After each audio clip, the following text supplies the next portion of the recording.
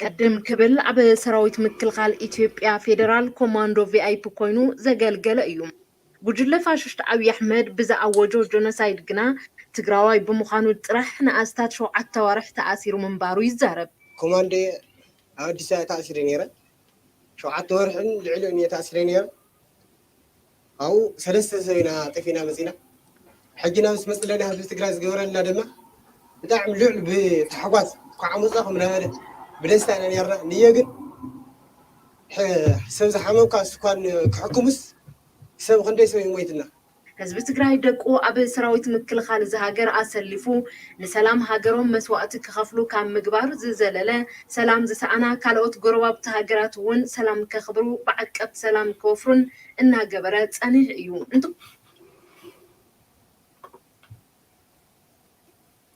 Hi everyone, salam ahwat alam mulu ዘለኹም መጀመርታ ሒዘ ሕፅረቢልና ምሰጋሽና ሚኪ ከም ትፈልጥዎና ብስራት በእንግሊዝኛ ናቱ መጀመርታ ካብኡ ሕፅረቢልና ሓደ ናይ ሂዝ ዘሎ ዓለም ምስ ራዳና ካብኡ ብትግርኛ እውን ክንቅፅለሉ ኢና.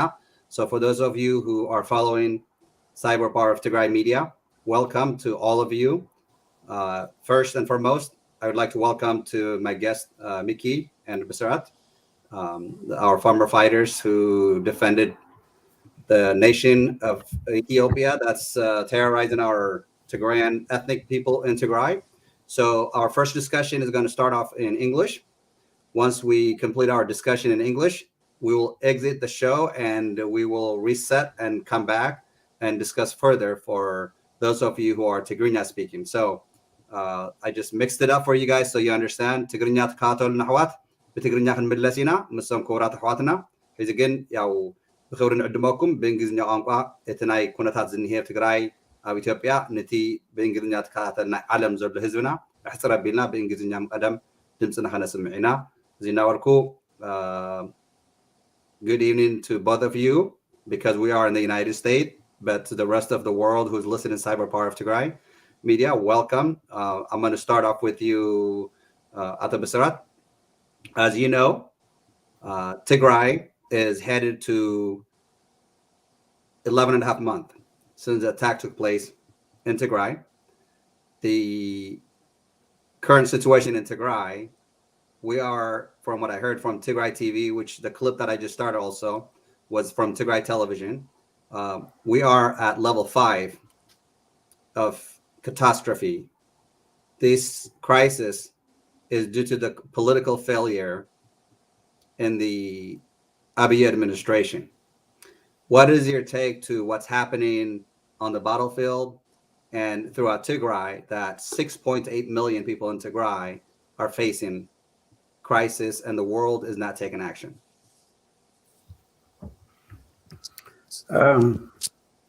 Thank you, Mike, for having me, and good evening for those of you who are watching this show. As we all know, the humanitarian crisis in Tigray has been talked enough by the world community, by United Nations, and the powers of the world. But the international community has failed to act upon this crisis as they have done in similar crisis or less crisis than this Tigray crisis in the past decades. They completely have failed in the case of Tigray. Genocide have been perpetrated in this Tigray war. This is almost, we are getting close to 1 year. But the world, other than giving us a propaganda seemingly good words, we didn't get any fruit.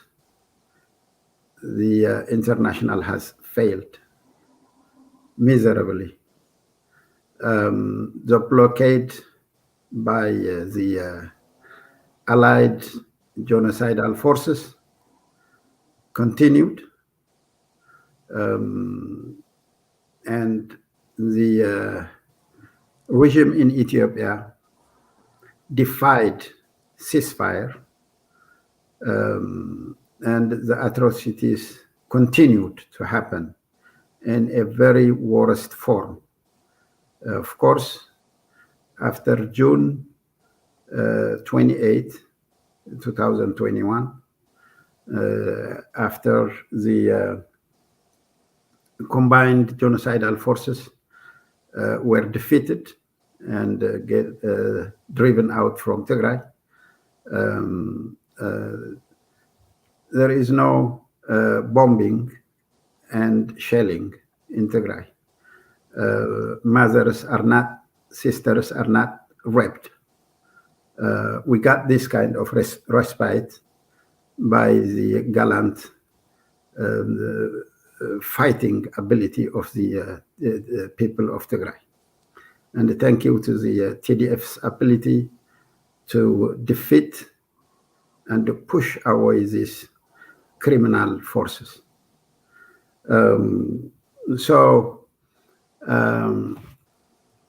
Tigray needed, of course, to open up this siege, this encirclement, this blockade. It depended on us. The world almost betrayed other than lip service. And it was our forces that has taken the responsibility to save the lives of the Tigrayans. So far, Abiy Ahmed has brought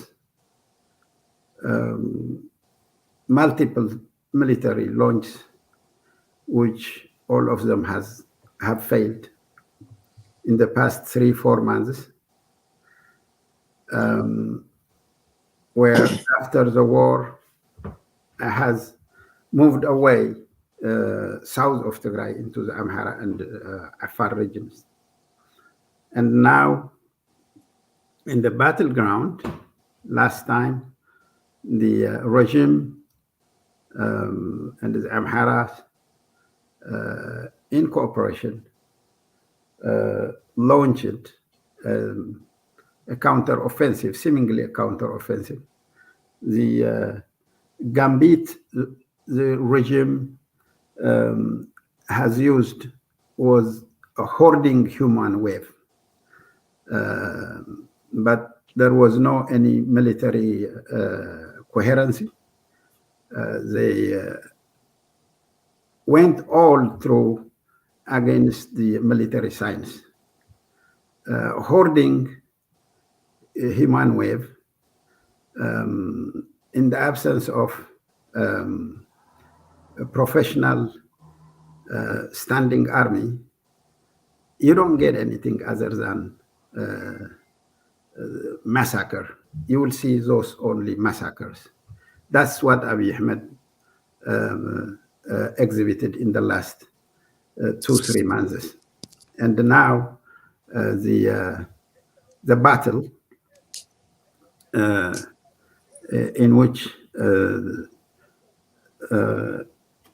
TDF has been preparing to take on these mass hoardings, and now in the past 2-3 days, the enemy took the initiative, but TDF repelled it, and then now it seems, as we have heard it and as we are observing it, the TDF is in the scale of offensive, and they have pushed on all fronts, and I think the enemy is unraveling. it looks on the ground the war to be almost to be finished on the upper hand. I'm going to come back to that actually. So I'm going to bring Mickey.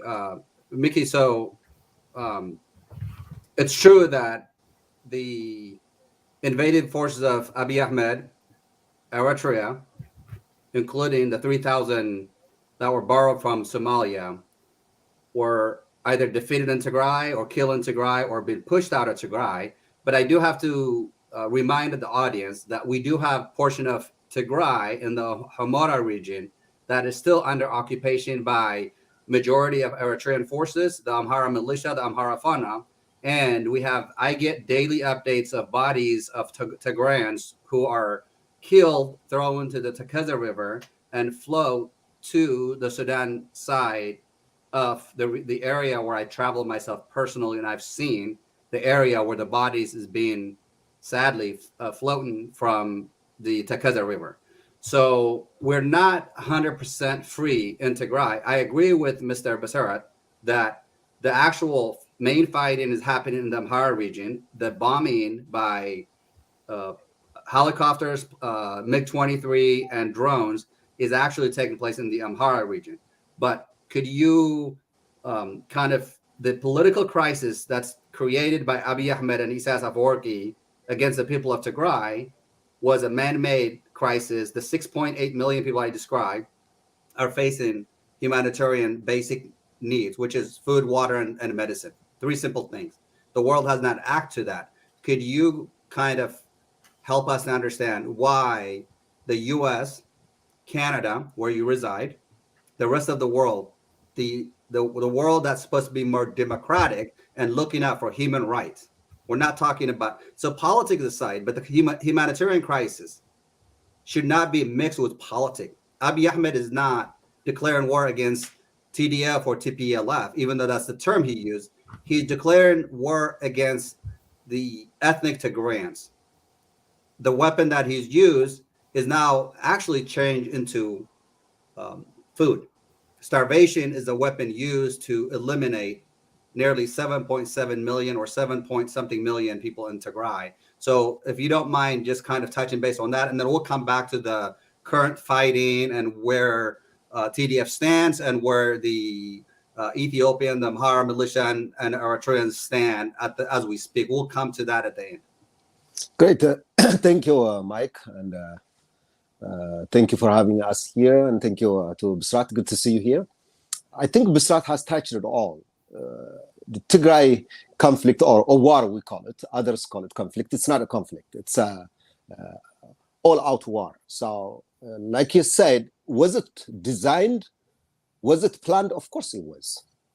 The Ethiopian government has invited all foreign countries, including the Arab Emirates, with a high-tech drone, the Eritrean force, which is over 500,000, and the Somali state as well were invited, maybe 5,000 to 7,000 soldiers. So all this, the Amhara regional state militias, which is viciously, like you said, still the western part of Tigray, which is Western Tigray, is under the Amhara militias.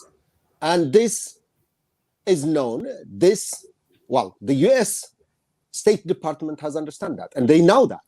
The Amhara militias were there. The State Department Secretary Antonio Blinken has said it. There was ethnic cleansing taking place by the Amhara militias. It's like a Janjaweed, or like the, what do you call them in Rwanda, the Interhamwe kind of approach. So 1.2 million Tigrayan people in the Western Tigray are still hold hostage. Like I said, they kill them and they throw them to the Tigray River. Bodies are appearing in Sudan downstream, and that is proven by CNN. So the documentary has been made. It's not a make-up or made-up story. This is real. It is happening. It's the same with Rwanda's kind of approach. That's what they were doing in Rwanda. They kill them and throw them to the river and telling them, well, your ancestors are from Ethiopia, so go there. The same is happening by has been done by the Amhara militias in Western Tigray. 1/3 of Tigray's land is under this vicious militias of the Amhara regional state. And the same goes to the northern Tigray as well. Northern side of Tigray, eastern side of Tigray, the Europe, all those adjacent to the border with Eritrea is still occupied by Eritrean forces. Imagine. So Tigray was completely under control, not only under siege, it was subdued and people were killed in the daylight. Churches were destroyed, historical places were destroyed, factories, clinics, schools, all those were destroyed to zero, to the level of zero, to the level of non-functional. So the world knows that. Journalists were there, aid workers were there, everybody was watching. But what is happening for the world not to act? Why are they not acting? Is your question. I don't know, really. The evidence are there, but the world is not acting. The US and the European Union, those two entities are showing some sympathy or some concerns, but concerns doesn't help the Tigray, the people of Tigray. It's almost a year now. I think we are a week or 2 weeks shy of the whole year in darkness. There is no electricity, there is no power, there is no bank system, there is no medication, there is no hospitals, there is no service at all. Tigray is under siege. There is no exit or there is no entrance by land, by air, by sea at all. Imagine if this happens in Los Angeles, if this happens in DC, or if this happens in California, what would happen? That would be human catastrophe. This is what is happening in Tigray.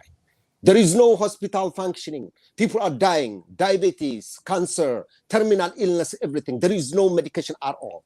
That means the half of population is perishing. Is the world watching and expecting for Tigray to perish from the earth? Maybe that's what they did in Rwanda.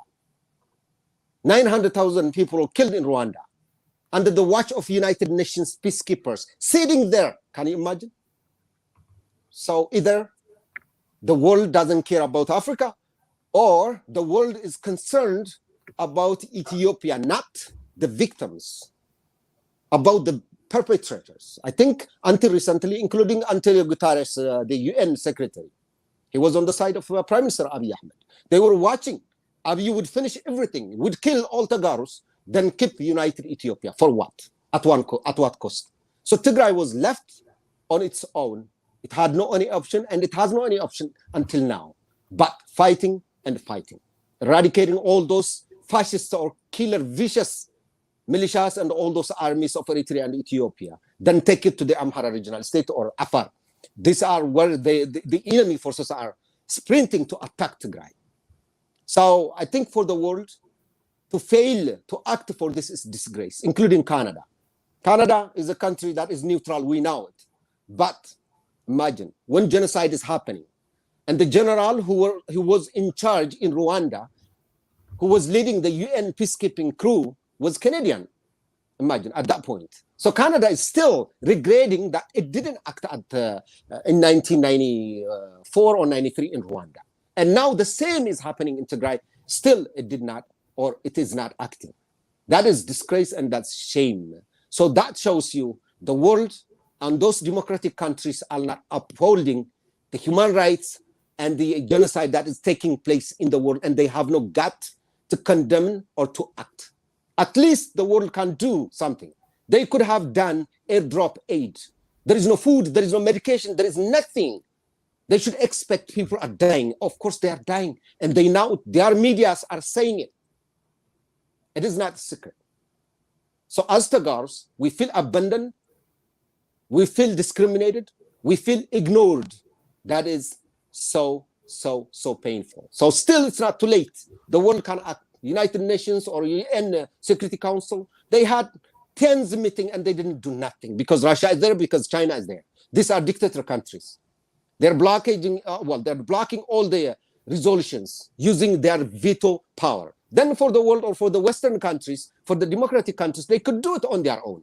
They could do it bilateral or unilateral. They haven't done it, including the US.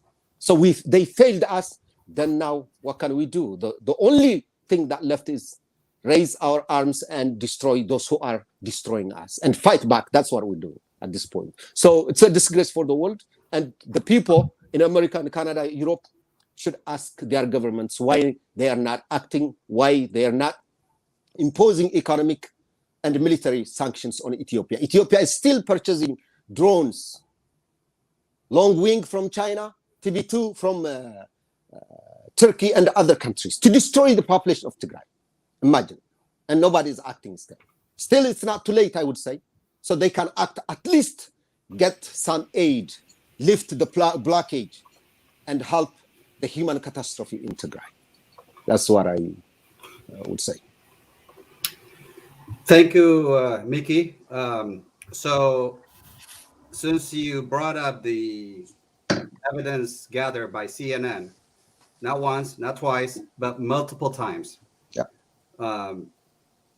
The crisis and the horror in Tigray, particularly in the Himara area, is unimaginable.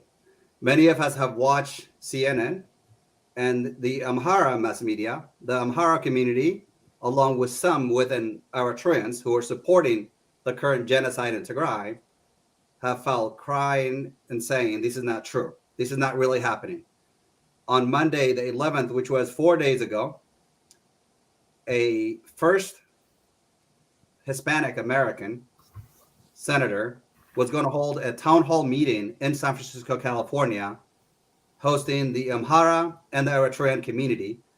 But the Tigrayan community, to your point, Mickey, got together, discussed about the issue, and brought the facts to the senator. We made phone call after phone call, email after email to his office, and we stopped him from actually conducting those meetings because we made sure that he stood in against those who support genocide, those who deny genocide, because it's no longer atrocities in Tigray. It is a pure genocide in Tigray. I want us to take a look at this video real quick, and then I'm going to come back with my question to you, Mr. Besarat. Evidence of torture, mass detention, and execution in Ethiopia's Tigray region. It's a story we've been covering for months here on The Lead. Tigray is a region in northern Ethiopia. It's been racked by conflict for almost a year. Ethiopian government troops and their allies have been clashing with local fighters. The Ethiopian government says its operation in Tigray is a law enforcement campaign, but the reality on the ground is frankly quite different. And now bodies are turning up again, carried down a river that flows through the Ethiopian town of Humera and into the neighboring country of Sudan. For much of the conflict, the United States, the United Nations, and the international community have failed to hold high-level Ethiopian officials to account for their role in atrocities committed in Tigray. And now CNN's findings point to a renewed campaign of ethnic cleansing, one which bears all the hallmarks of genocide as defined by international law. We must warn you that Nima Al-Bagher's investigation, which we're about to bring you right now, contains graphic and disturbing imagery. This is the Sidit River, a source of life for the people living along its banks. For weeks, the river has been bringing with it dark secrets from the Ethiopian region of Tigray. Mangled corpses are mysteriously appearing here, downstream in Sudan. We just got a call that 3 bodies were found down at the riverfront, so we're running down to see what we can see. Garry rushes down ahead of us. He's Tigrayan, but has been living here for years. He's a key point of contact for Tigrayans driven to Sudan by the conflict. Fishermen usually spot them first and call Garry. On both sides of the border, Tigrayans keep a grim tally of those believed to have been executed by Ethiopian forces that somehow end up in the river. This is an awful job, but one Tigrayans say is their duty. I'm going to stop it for a sec because it's horrific. It is. By the way, Garre, one of the gentlemen that you saw there, I spent about a week with him traveling in South Sudan, where the area is actually, I personally was there at the end of June, early July, and I'm in regular contact with him. The stories that you see, the stories that I'm told that we get them for our record and for the ICC for due time, is things that I cannot show to the public because they're horrendous. their bodies cut off in pieces. There are things that most people would turn around and run away, let alone to show dignity and respect for our people, to at least gather the bodies, put them in body bags, and give them a burial on the side of the river. Basirat, you were among every step of the way from the battlefield in Tigray and Ethiopia fighting to serving this dirty country, Ethiopia, that is actually massacring and committing genocide on its own people, including bringing an outside military from Eritrea, Somalia. And we do know that he had requested 11,000 personnel from South Sudan, and South Sudan actually was going to propose and give him 3,000, but it was only when we mounted political pressure that the South Sudan government backed off. He has tried every effort to other African nations to give him personnel, bodies to fight and to massacre our people in Tigray. CNN described that the Abiy administration, who was unelected prime minister of Ethiopia, called it law and order or law enforcement on what? On civilian massacre, on civilian atrocity, genocide on civilians. What I mean, from the intelligent perspective and from every level that you serve, how do you define this? How do you even comprehend and process it, and then try to teach us, for those of us who are trying to understand that we have not been fighters like you and of course Mickey, but just you've seen it all. But could you imagine something like this in your lifetime, in our lifetime, would happen to our people? No, I have never seen it. Actually, I have never imagined it as well. And then in my readings, there are few incidents. They're not even close to what is happening in Tigray. World War II, there was a shock by Adolf Hitler's Nazi party against the 6 million Jew. They were collected in a camp, and they were burned. That was the atrocities that they made for that, which is one kind of very ugly but big. But in this Tigray, even in Rwanda, as Mickey have said, it's very significantly, there were about 900,000 Tutsis massacred, genocide. It was people to people. The people were running against them, not state. Multiple state armies. This is what makes it unique in Tigray. In Africa, never happened such thing. And that is why we are going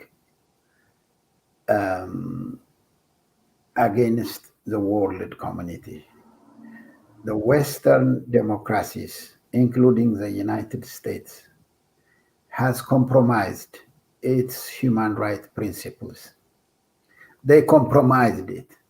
And we will tell to the American people, we will tell to the European people, not to the government. The governments have already compromised it, compromised the principles of human rights.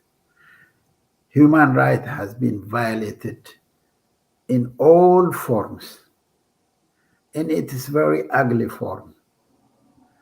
A small region, not even a country, not even a territory, not even has a distinct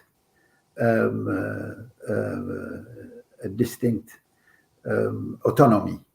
It is part of Ethiopia. It's a region encircled by Africa's two largest standing armies, two largest, Eritrea and Ethiopia. Somali, Ethiopia, the second populous country. And it is 8 regions brought all its militias to eliminate the people of Tigray. And then, look, everything has been involved. The intention, starting from the intention, Pekka Haavisto told the world, the Finland Foreign Prime Minister, I think, told the world, I heard them, the Ethiopian authorities, that they will eliminate the people of Tigray for the next 100 years. They will kill them. I heard them. I heard when they discussed this. He testified. CNN is not this only.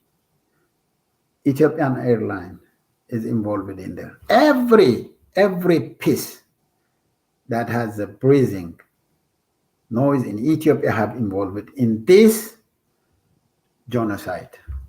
And the world knows. United States knows. United States, not the Joe Biden government, the prior government, the Trump administration have involved in that too. Like people like the Tibor Nagy, Africa's assistant secretary. He was involved. He endorsed it. They were trying to hide evidence as well. So the Western democracies have compromised. I'm repeating again to them. I'm not talking to the American the government. I'm talking now. I'm just giving my voice to the American people. They have compromised your principles.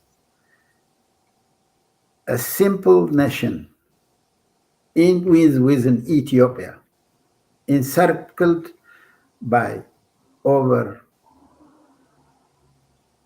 close to 1 million army by African dictators.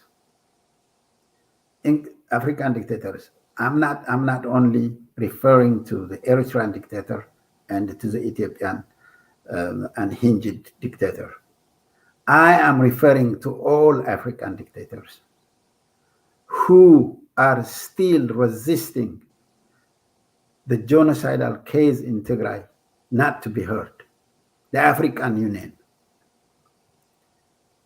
the United States, and the Western democracies have compromised, have allied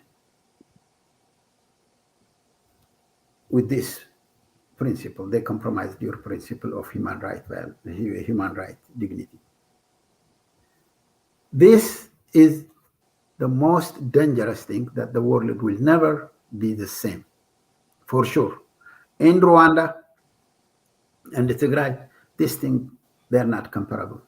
They're not comparable. 1 million people in Western Tigray, we don't know where about they are.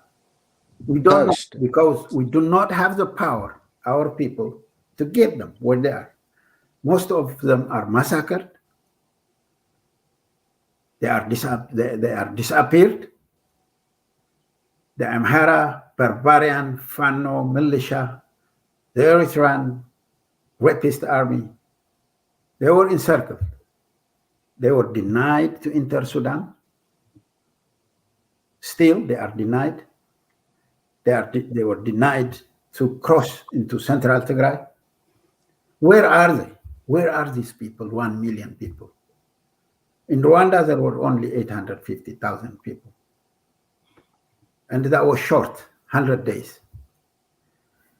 In Tigray, it is now 365 days, 12 months. In Germany, Nazi, it was a World War II. The world was fighting. In Tigray, all African dictators are massacring one people in which they assume it is a little better than them. We don't know what they think about it. So this is the world that has betrayed the people of Tigray. We're not going to listen your words unless it is interpreted in action. These words were even aggravating the genocidals. It was aggravating. We will see if the United States can save you. We will kill you. These were the slogans that they have carried right after all words spoken by the United States authorities. So, what you showed us, there are more. There are many. Abiy Ahmed declared the Tigrayans are weed that needed to be eradicated, cleaned. His mentor, his advisor, Daniel Koret, compared the Tigrayans with Satan, with the evil, devil. These words added together led to this genocide. Every piece, every point was for genocide. I was involved, like I said, in a war. It was a liberation war. We don't kill people. Nobody kills people. We are fighting a dictator, an army. We had, to my memory, almost about 240,000 Derg army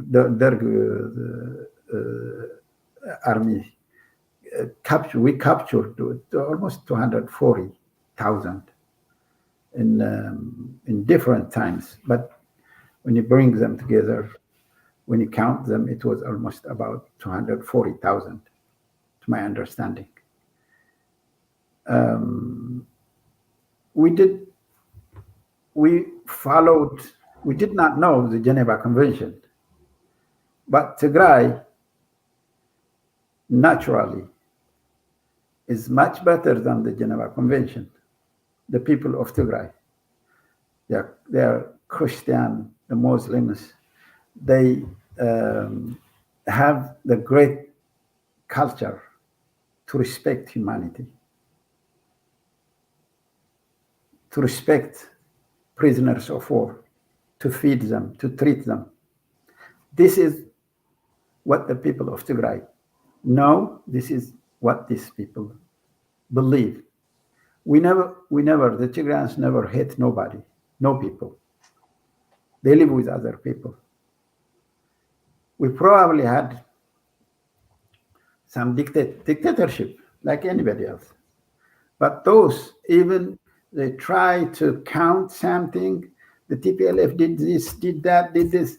The TPLF never hate other people in its program. The TPLF was not just a genocidal power force. It was like anybody else. If there was a mistake, it was just struggling to retain power, like any dictator. So we were not only proper people, we were much, much better in respecting human rights, in respecting prisoners of war. We won every battle like the TDF is doing. We don't even need to go back to the 14 years war. his mother, his sister has been raped and gang raped. But the fighter now in TDF is capturing tens, thousands of prisoners. But still, the world is witnessing how these prisoners are treated. We are better than them. We are better than the Geneva Convention. We don't kill people. We respect humanity. These are the Tigrayans. I testify to my people's belief. But the world is not acting while this kind of people are being killed by African dictators collectively. This is what I can say. Thank you. So, Mickey, obviously, for those of you who are like listening to us, we're going to have a serious and deeper discussion in Tigray, the internal affairs in Tigray and Ethiopia, and Eritrea's dirty game in Tigray, the reason behind it, what we think, and what we need to do as Tagaru to prepare to defend Tigray once and for all. But in the meantime, we're trying to give you up-to-the-minute political and humanitarian crisis that's taking place in Tigray. So you yourself were the young fighter.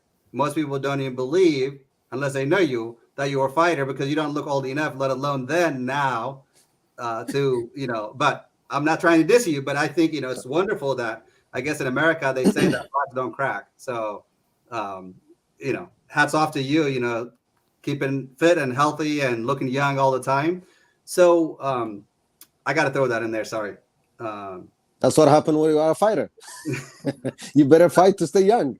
That's Look, true. Bisrat, he was there all the way for 16, 17 years. Then look at him. He looks like a young dude as well. It's very interesting. Thank you. Thank you, Mickey. That was going to be my next on the second round for him to ask him, by the way, but thank you for just taking that away. So, because I wanted to find out, how many miles he ran, or he was running then, and he still is like that. Well, all the way from Tigray to Addis Ababa. That's the entire country. That is absolutely correct. Yeah, Bisrat was one of the rarest people. I think. Well, of course, he was the intelligence head of intelligence of the TPLF. But he was there. Look, he went to Addis a week or 2 weeks prior to control it, or before we enter Addis. Imagine. So he has his own other, a book-sized story. So he's a quite amazing person. So in a way, when you get a chance, ask him that one too. How did he get there? That's another story. Well, actually, I do have that on my note because we did. Well, we'll do it. I do want to find out how he got in before we actually defeated Mengistu, but I'm gonna. But let me, before I get sidetracked here, let me ask you the question though. Yes. So, no matter how many times we describe what's happening in Tigray, no matter what we say to those who should be not concerned but should be standing against the evil act of Isaias Afwerki of Eritrea and Abiy Ahmed of Ethiopia. Lately, the United States is looking at all options in addition to the possibility of series of sanctions. And Europe is also looking at similarly. But this genocide took place November 4th, 2020, exactly 11 months and 2 weeks. In about 2+ weeks, it's going to be exactly 1 year, and we're looking at having a 4-day protest in Washington, D.C. And hopefully around the world, because the world has failed. So when the world fails to listen to the children who are slowly but surely dying in Tigray, the mothers who are watching their children slowly die, how is it that we as Tigrayans are criticized for speaking out the truth to the world? What's happening in Tigray? We have people, including some within the U.S. elected officials. I don't know if they're bribed by the Amhara. I don't know what's going on, but saying TPLF is committing genocide, when in fact, it is clearly the rape, all the massacre that Besarab used to describe was clearly by the Amhara Fana, by the Amhara militia, by the Ethiopian federal troops, and by the Eritrean troops. So when you put all those together, as Tigrayans, as a former fighter, what are our best options? I know Besarab just touched base on it, but what are our options at this point as Tigrayans? So the young Tigrayans around the globe, what suggestion or advice do you have to continue the fight or the unity and whatever we need to do to basically figure out a way to find a solution to bring this to an end? Well, that's a good question. I think Besrat has put it perfectly.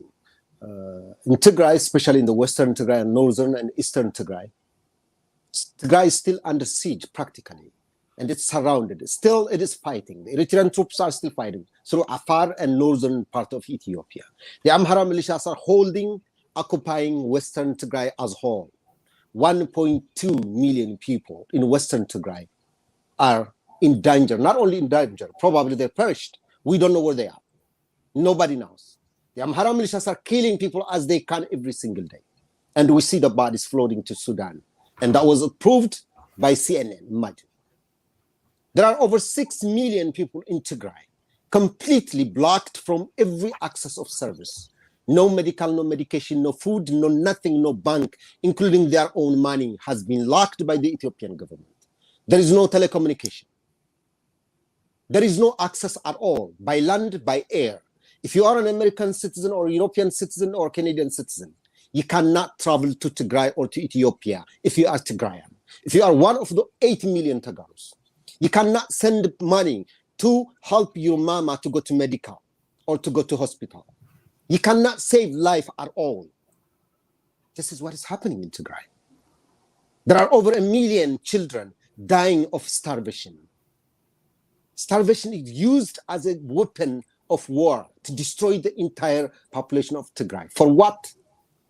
We cannot even understand.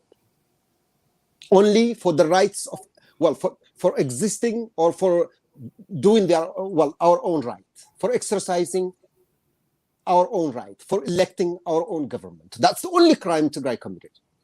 Electing its own officials, imagine, to run its own state. Then yet Ethiopian government have invaded all host countries, including Arab Emirates. Now the Turks are selling guns, giving drones to destroy Tigray. The Russians are selling mercenaries armies. The Chinese are selling, the Azerbaijans, every nation you call. Arab Emirates is transporting all the guns that Abiy is purchasing from every country. 49 times airdrop from the Arab Emirates Air Force, imagine.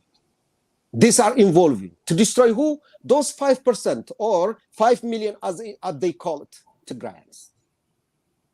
The only thing that you could compare this kind of invasion is to Israel, the Israel-Arab conflict or war in the 1970s or 1960s, imagine. Even that war in nature was completely different than in Tigray, because the Israelis and the Arab-Israelis war was a war of armies. It never been a war of people. It never been a war against people. Maybe 20-something countries invaded or tried to invade Israel. They were fighting army to army. But in Ethiopia, that's not the case. The whole country, 110 million people, invaded Eritrea and Arab Emirates, Somalia, and the other countries to only destroy a state that's part of its own.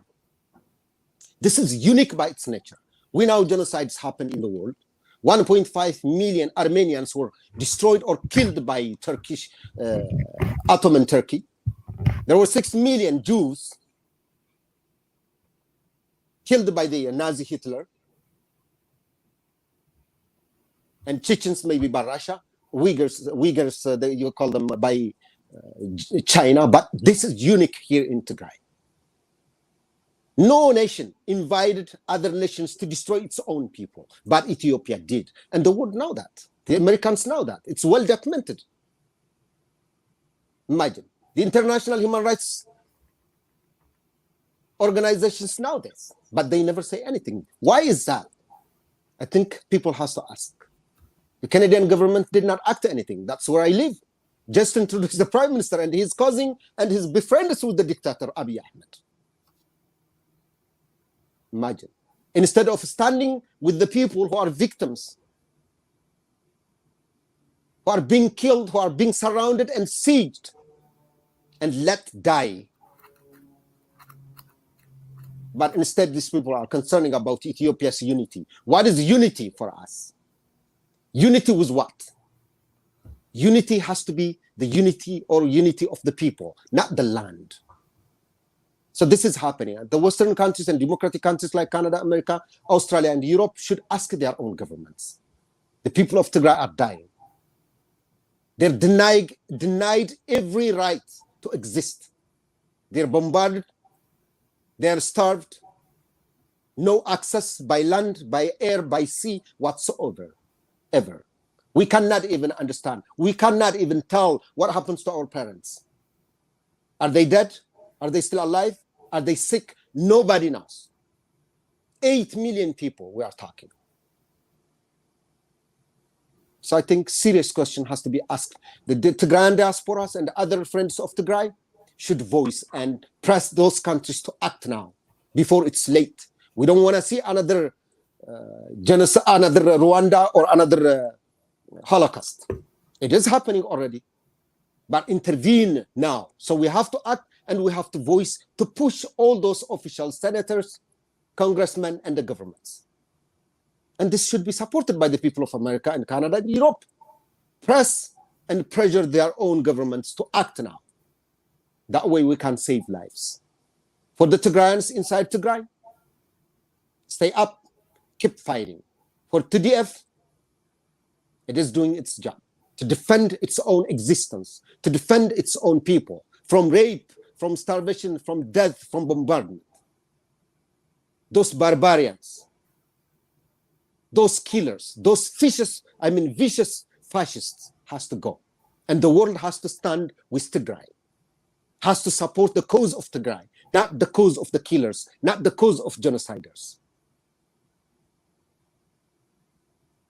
Then we have to support that too as well. So let us fight, let us voice, let us try to save lives in Tigray, especially those in the Western countries. Be the voice for the voiceless. That's my message. Thank you.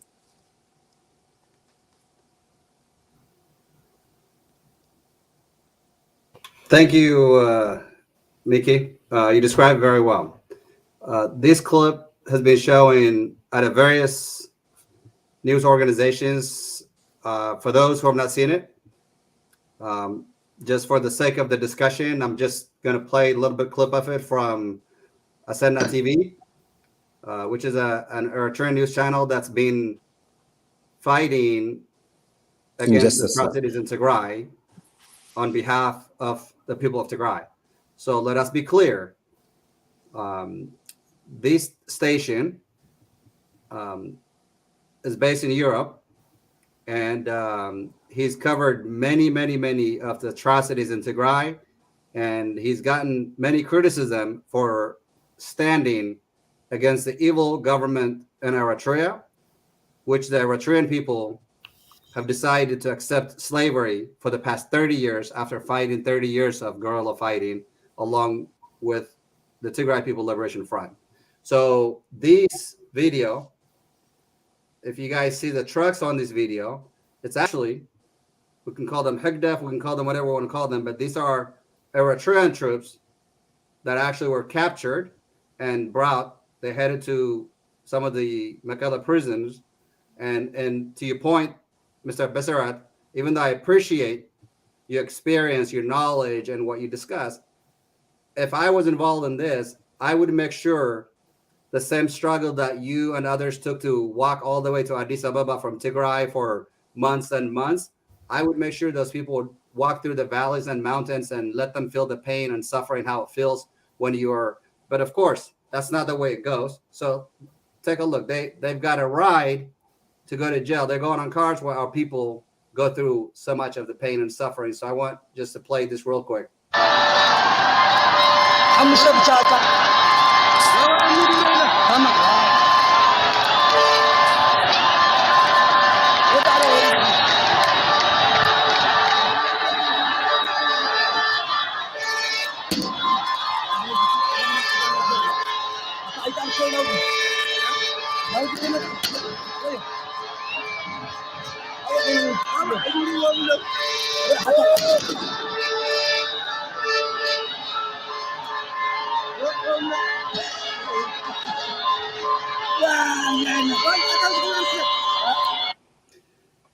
So I'm going to show more of it in our Tigrinya program because it's, you know, some of the voice that we hear in the background is in Tigrinya. So I think it will kind of will rhythm with our next discussion.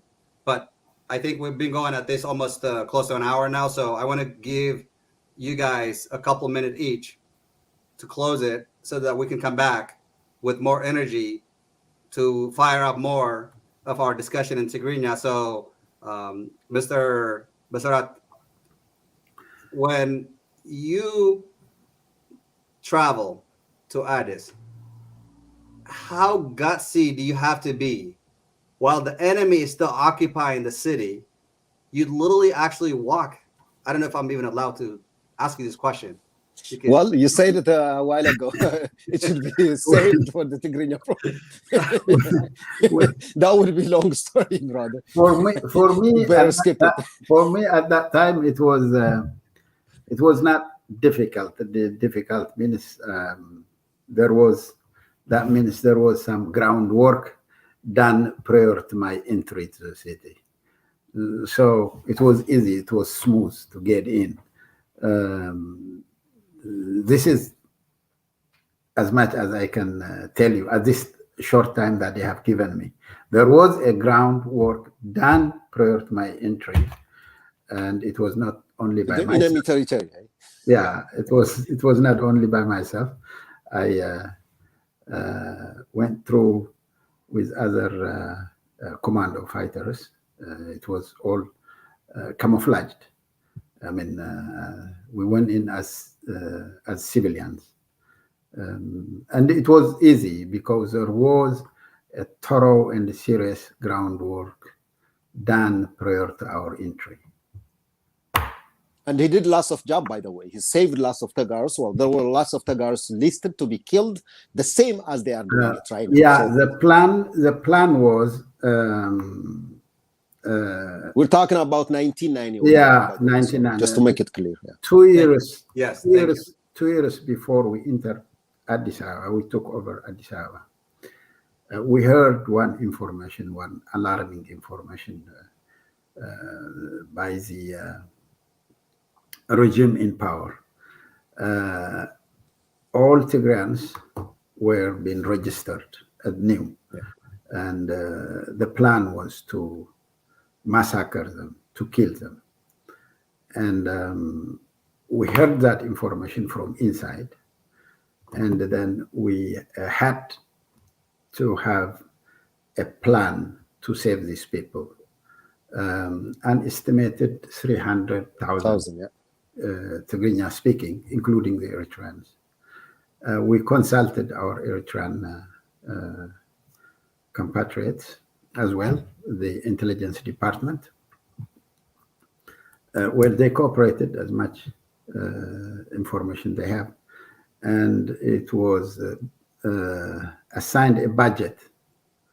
There were many things that we have to do to organize armed teams inside the capital city. And then we have to send people to train them inside. And we have to have a strategy how to repel and defend the people from inside. This was a 2 years thorough plan. We'll have some time. But in the meantime, as our forces, our TPLF forces, pressed over the enemy, the military power was collapsing. And then we heard also about 4-6 months prior to the collapse of the regime that that plan was dropped because there was messy situation with inside. But we were well prepared inside the city. So when the enemy, the political, its political and the military powers were collapsing, and then it was expected that it collapse, and we heard that it looks that he has dropped the plan massacre. But we did not trust it though, because when desperate people can initiate it, so that the killings can go over. So we took it lower until we get there, and then there was no. Our expectation was finally successful, and it didn't happen. We spoke finally to the head of the security and intelligence minister, Tesfaye, the Ethiopian, the Derg time, Tesfaye, I forget his name. He has died after he was released from jail. Yeah. He told us that the plan was correct, that we got the correct information. And then he told us also how it was dropped. It was him, he said, I don't know whether to take a credit or not. It was him that he told Mengistu Haile Mariam, and that as I asked him one simple question, he was shocked, and he told me to drop it. Do you know, in Addis Ababa there are 350,000 Tigrinya speaking people? He asked the chief intelligence officer, asked Mengistu, do you even know this? When he asked him, Mengistu was shocked, and that way that plan was disappeared. He departed them. That's what he told us. But we had enough good information, a lot of good information, and the TPLF was prepared accordingly. Well, they saved 300,000 people.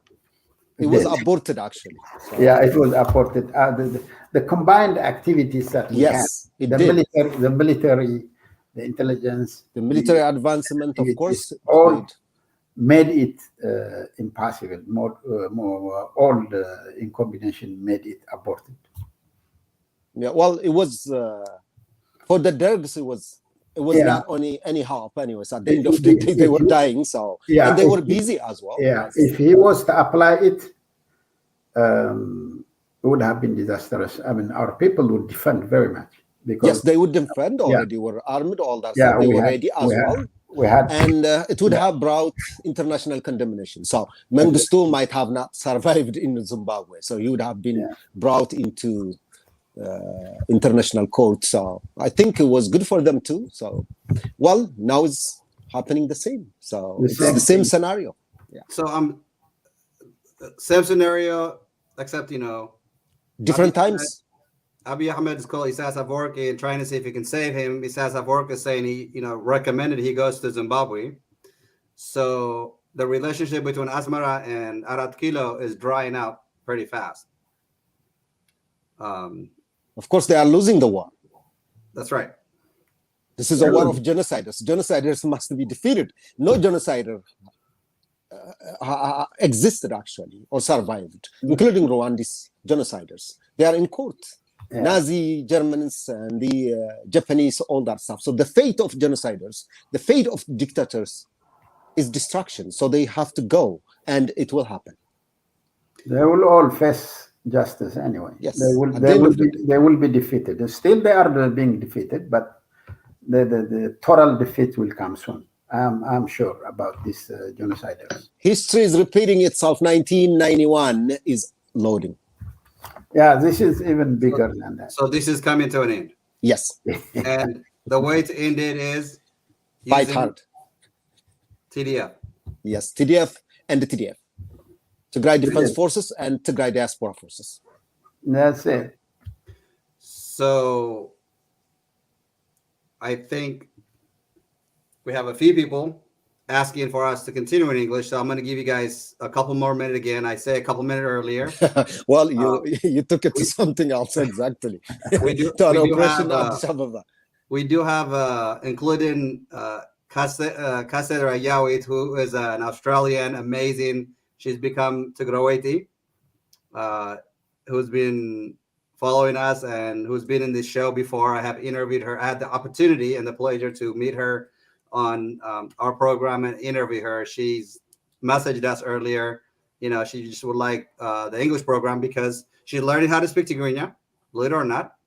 And I saw Mike Lowry also, same thing earlier. So with that, why are the Hagdaf, Shabia, whatever we call them, Eritreans, so obsessed with Tigray and Ethiopian politics? It was in 1993, if I'm not mistaken, they voted 99% to depart from Ethiopia, and they did, and we supported them. Why are they still having this much obsession with Tigray and Ethiopia? Eritrea, to my best understanding, if we go back to history, we will not have enough time. But the nowadays, Eritrean people, the younger generation, do not know much.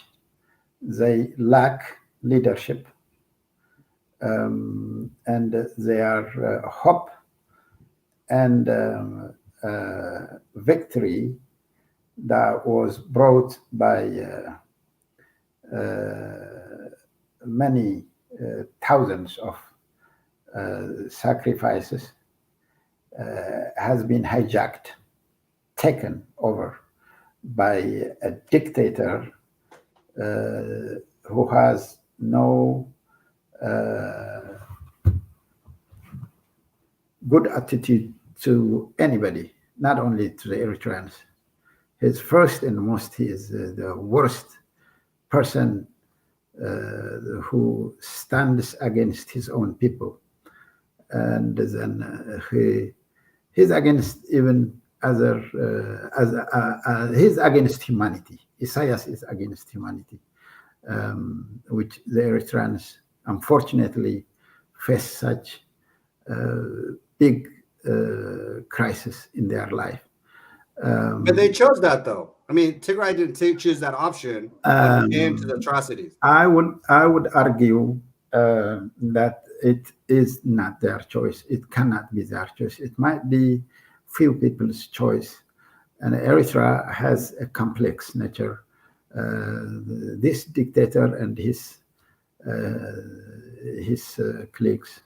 colleagues assumed Eritrea, the state of Eritrea, to build a new nation that has 9 nations and nationalities. And they were trying to engineer Eritrean nation that has value system, just a nation, one nation. With nothing, though. They were talking about 9 nationalities. You put them together, you will find 9 problems. You don't find anything. They cannot engineer a new nation. The Tigrinya speaking are Tigrians. The Afar are Afars. They try to put them together. This is a legacy of the colonial the outcome of the colonial boundary that Isaias is trying to fix. He borrowed some ideas from the Eastern Bloc, universalism, and he was trying to create a nation state, which it will never happen anyway. The Ethiopians, the Amhara elite says, look, Eritrea has failed. It's not because that it seceded from Ethiopia that failed. It's because it's mismanaged. It's because failed under a heinous dictator. That's the reason. But Mike, you have to admit. And then this dictator ran a war against all his neighbors.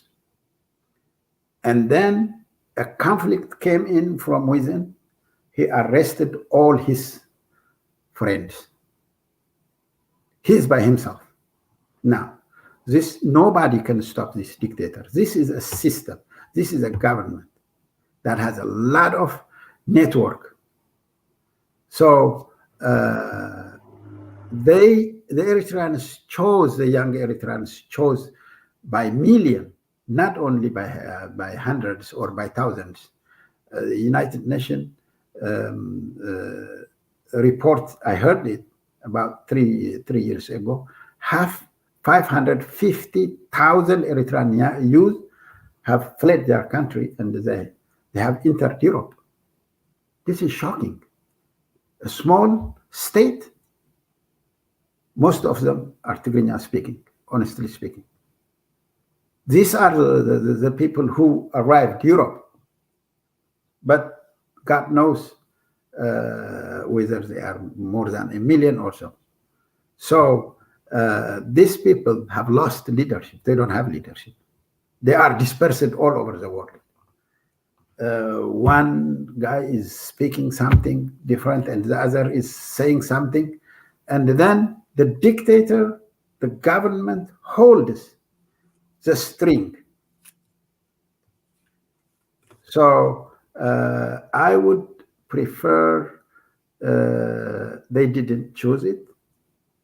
They didn't choose it, but that the group that has taken the power is playing, having a group of people that follows his way. Let me clarify though there what I mean and why I still believe it's their choices. Let me be clear on my part, because this is solely my opinion. Eritreans fled massively, including, in addition to the thousands that you 550,000. Right. So we had the ones that we saw in Libya being beheaded, and the ones that we've seen multiple times capsizing in the Mediterranean Sea, which is very terrible. We had between 90 to 100,000 of them in Tigray that they were protected by the people of Tigray.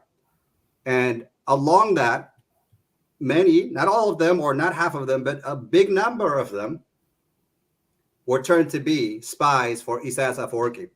While they were outside Eritrea, inside Tigray, the very birthplace that the three of us are talking about, our people are being massacred today, Eritreans massively reside in Tigray, had every opportunity to what? Stand with Tagaru, stand with the Tigray people, the people who fed them, the people who housed them, the people who say, you know what? We feel sorry for you. You are welcome into our homes, into our land. We will protect you to best of our ability. And massively, if I'm not mistaken, I could be corrected, and I'm okay being corrected, have touched Tigray before they went to Europe, before they came to Canada, before they came to America.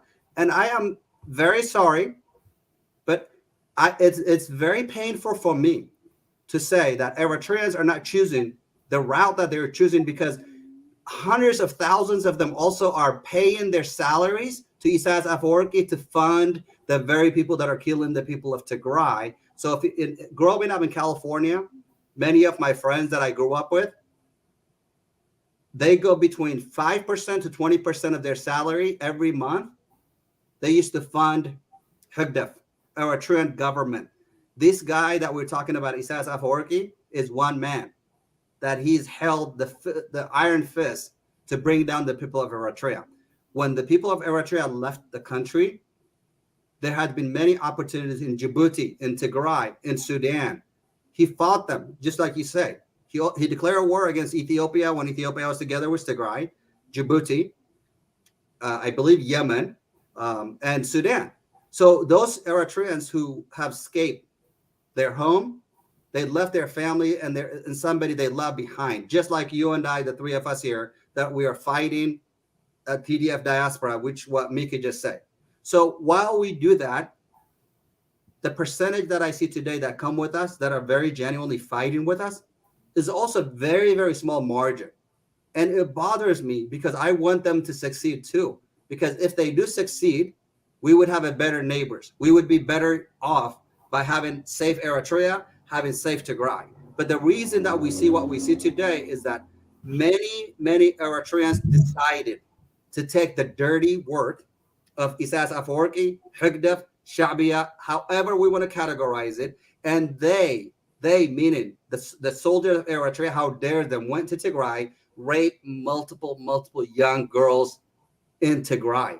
So when I understand, I want to be I don't want to be politically correct. I want to be respectful to the wonderful people from Eritrea that actually use their head, not their emotions, because there's distinguish between using emotions and using intelligence. And I think if they decry and they stand and they fight, there are neighboring countries, just like the people of Tigray in Sudan. When I went and met them, not a single woman, a single man, young boy or girl is asking me, how can I process paperwork to go to America? You know what each and every one of them told me? How could you connect us with TDF so we can go back to Tigray and fight?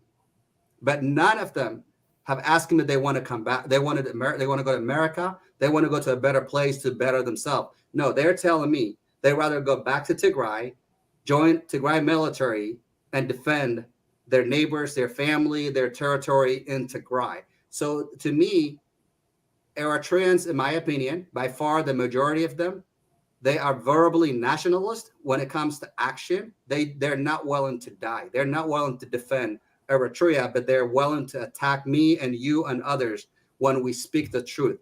Am I saying that we should build enemies between Eritrea and Tigray? Absolutely not.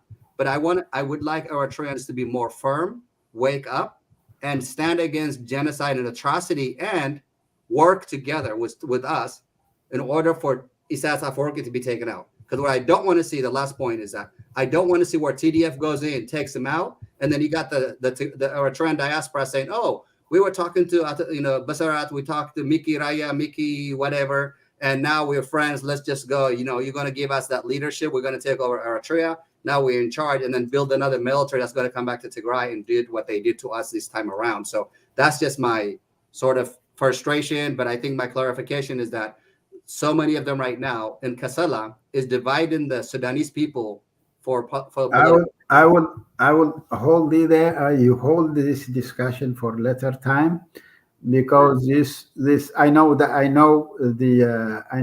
anger and frustration where it comes from. You are absolutely correct. The majority of Eritreans, but also take my advice as well. There in Eritrea and the Tigray, there are a lot of things that you cannot compare. Very much different. Universities, colleges, they were shut down. No education. People intentionally were denied education. People intentionally were denied their basic rights to live just with their neighbors. So the people intentionally are hoarded to the military by force. But in Tigray, these situations were completely different. 20 some years, education brought our young generation, our young men and women to become where we are now. So no dictator can play in Tigray at this moment, at least the way Isaias type dictator cannot flourish in Tigray. But Isaias and the regime may take those information as well, because the Eritrean people need a new leadership. We go after those intellectuals. We don't go after the rank and file people. We help them. We probably had a number of spies who came with those refugees, but not all of them were spies. Now, we can't say that, because there are hundreds of thousands of them. They abandoned their houses, abandoned their children, their fathers, their mothers. To put yourself in their position. You may not say those things. So one thing, we go, even though they are few in number, we will go after those the educated Eritreans. We will fight them, not the people. Those ordinary people, they're looking for a leadership. They're looking to get them out of that mess. And then it's not because our future and their future is the same. I'm not saying that. It might be that is perhaps one factor, but it's not a factor. The fact is what I am saying. And I'm not trying to become politically correct. That is a fact. These are ordinary people. They don't know nothing. They are denied everything. So we support them at this moment. To my understanding, we have to support them. The opportunities that the people of Tigray got, the Eritreans didn't get it. They didn't get it. So let's hold it. We will keep this discussion and argument. They have to listen it as well. It is good. It is healthy, but our time will not be enough to cover this. I agree with you. I agree with you. And when I like what you say, when you say Tigrayans receive education for 20 plus years in Tigray, it's because of people like both of you who sacrifice your lives so that people like me and others can get an opportunity to get education. So I do appreciate what you say on Just that. to point out a few points on that, it's a result of propaganda. So I think that's what we have to say. Eritrea has been in darkness. And this dictator, one-man show, the whole country is run as a company by one man. That's called Isaias Afwerki. He's the god, he's the leader, he's everything. So this country has been kept in darkness. Not only that, for their own failure, this guy cannot even forget building, cannot even sustain, but he has to create enemies for the failure that he cannot succeed. So he's been telling them for the past 30 years, blaming it on Tigrayans, blaming it on TPLF, blaming it on Ethiopia, including on Sudan, on Djibouti, on Yemen, all that stuff. So that's what he was doing. Then as a result, you have this kind of society. That's a machine. It's like a gun. That's what he created. So it is the result of propaganda. My fear is not only in Eritrea. This Eritrean trend has been seeped into Ethiopia as well for the past 3 years. Listen, all the media in Ethiopia. That is the point. They speak the same language what Isaias used to say. I was listening to the army guy today in Ethiopia. They were interviewing him. He was saying, look at the Tigrayans, what they own. They have hotels. They have. Imagine, that's what is said in Eritrea. They were saying the Tigrayans are taking advantage of Ethiopia. They grow the economy. They changed everything. It is at the cost of your life. It has nothing to do with Eritrea, imagine. It's the failure of Eritreans that Eritrea become a rundown country, become a hell for every citizen that speaks out is put in underground into prison or killed or punished, imagine. Yet they blame it on Tigray. So this is a result of propaganda. That's what the Nazis did. The Nazis or Hitler was blaming all the failures that was in Germany on the Jews. He was telling that his people, the Jewish, are taking advantage of everything. They were rich, they are this and that. They snitch. That's not true. It is a pretext that he prepared his own people in order to destroy the Jews and divert his own failure. That's what Isaiah was doing. Then at the end, the result was 6 million people were massacred in the entire Europe. Because of that propaganda, the Jews was taking every advantage, taking every wealth, taking every power. Was that true? No. That was just anti-Semitic. So they do it now in Eritrea and in Ethiopia the same way. They're blaming on the Tigrayans for their own failure, from their own darkness, all that stuff. So as a result, then you bring these people to Tigray, then they destroy Tigray. Every aspect of structure, every aspect of factory, every aspect of wealth. They were even taking shops, everything, I'm telling you. They never seen before. They haven't seen an ATM machine, imagine, bank machine. They haven't seen any internet access. There is nothing at all in Eritrea. Everything is budgeted. Everything is like a ration. There is nothing. You have one bread for one citizen in Eritrea. You cannot even think. They're denying thinking. Then they are blaming it on Tigrayans. This is as a result of propaganda. So that's what the world has to know. Why did they stand against us? Why the Arabs stand against the Jews? It's more of propaganda. The Jews and the Arabs were cousins, eh? Isn't that the fact? But they were propagated.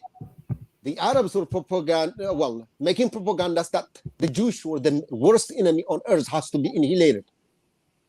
That's what we have in Eritrea. Eritrea, or the Eritrean regime, is saying that Tigrayans has to be gone. Then that shipped into Ethiopia, transferred into Ethiopia, because Isaias has a hand in Ethiopia, and the Ethiopians, especially the Amharas, all that radical elements are telling us, from the priest to the politicians, telling the Ethiopian people to eradicate.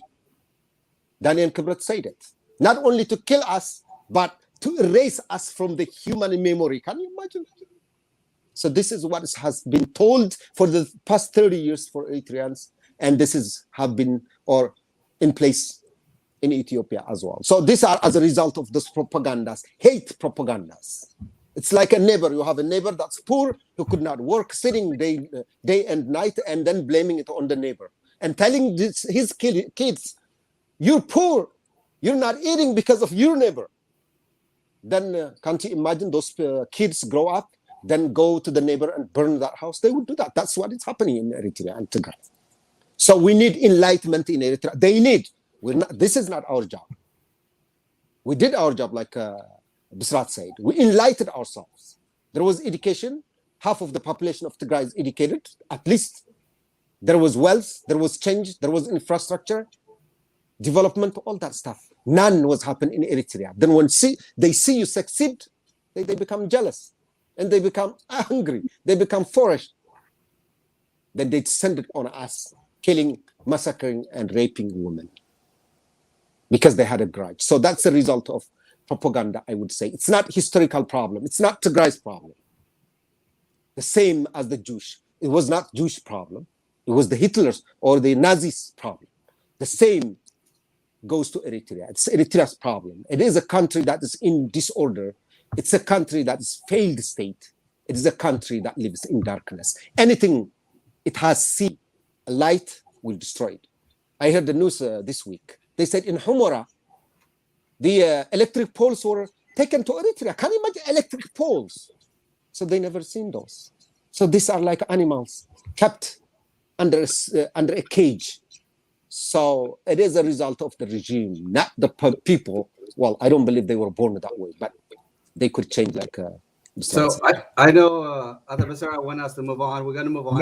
But the problem has reached Isaias's practice, and Eritrea did not settle there. It has reached the entire East Africa. That Isaias's practice has reached. It was exported. Yeah. He exported it to Djibouti, Somalia, to Ethiopia, to Sudan, everything. One thing that I am trying to remind Mickey, look how a system, although one man controlled, how powerful it is. If it controls everything under the commandship of the dictator, it moved out from Eritrea, reached Ethiopia, Somalia, and the entire East Africa has been the hostage of Isaias Afwerki at this moment. The practice of Isaias have already exported, reached. He is now the master of East Africa. He commands it. So those Eritreans that we were talking about, it was beyond their ability. Of course, they were responsible to overthrow or to change the system, to manage it, to hold it there. But unfortunately, it didn't happen. Well, it is true. As we are not going to blame the people of German, we cannot blame the people of Eritrea. Of course, it's a regime. I think for me, it's not So a byproduct of let's move on. Let's move on. We're gonna wrap this up, but it is not a blame though. We cannot say that if you put a tiger in a cage, that it will become a cat eventually, because it has no motion to move around because the cage was so tight. I think what Isaias have done is manipulated the people who can easily manipulate, those who would fight him and challenge him. He massacred them, he jailed them, and he did all of those things. Where I'm focused is those in the diaspora, those who travel throughout Tigray and the very place that protected them. And I'm reading the chat room, and there is still a number of them and many of these people who are in the chat room that are complaining, most likely they have traveled throughout Tigray. They found safe haven in Tigray, left Eritrea, Tigray, and made it outside, and they're still put a blame on us. So I agree with you. I think blame game isn't the solution. I think unity is nothing like fixing problems and having a serious discussions, but I look forward to see that kind of discussion to have with our neighbors. That discussion has to, this type of discussion has to continue and develop, including with them. Not only to hear it, not only to watch it, they can be invited, and we can make. So, yes, one thing has to be clear though, Mike, because I think we're not trying to be politically correct. So that doesn't mean the Eritrean people or as a population have no responsibility on this. They do have collective responsibility. It is a failure that spills into us. So I think people have to understand that. We cannot blame it all on Isaias. Isaias is one person and is one of them. So they should have said no and resisted. So still in a degree there is responsibility. The same goes to the Ethiopians. Abiy Ahmed, this kid came and just gang up all the people and put them into genocidal mood. Well, the responsibility still lies on the people as well, even though he's the perpetrator, but he's using the people. So if you are being used, then you're still be a criminal. If somebody send you to rob a bank, then you cannot say, well, it's not me, it's somebody else who sent me. No, you take the responsibility as well. So just to balance it. But I think we have to postpone it for other topics. Thank you. We'll come right back. So we're going to actually continue the discussion in Tigrinya, but we're going to have a few topics that we're going to be more deep in Tigrinya. So get ready. Take a short break for water, for tea, for whatever, and we're going to come right back. Good.